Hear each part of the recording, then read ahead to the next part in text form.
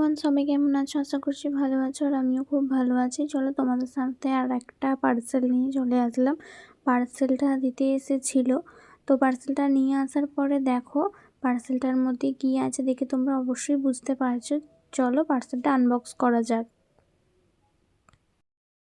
দেখো পার্সেলটা তো আমার আনবক্স করা হয়ে গিয়েছে। কেন ক্যামেরা ধরবার প্রবলেমের জন্য আমি নিজেই পার্সেলটা আনবক্স করে তারপর তোমাদের সাথে ভিডিওটা আবার শেয়ার করছি। তো প্যাকেটটার পরে ভিতরে আর একটা প্যাকেট ছিল, তো প্যাকেটটা খুলে ফেলি ঝটপট করে, তারপরে তোমাদেরকে শাড়িটা দেখাচ্ছি। দেখো শাড়িটা প্যাকেট থেকে খোলা হয়ে গেছে আমার।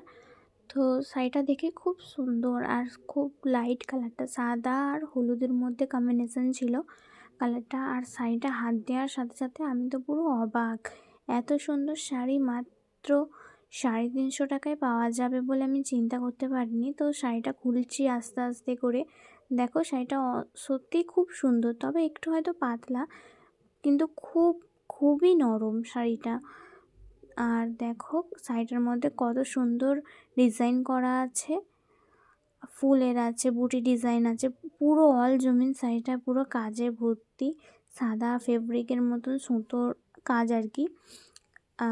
জামদানি শাড়ি এটা। তো শাড়িটা কেমন লাগলো অবশ্যই আমাকে জানাবে।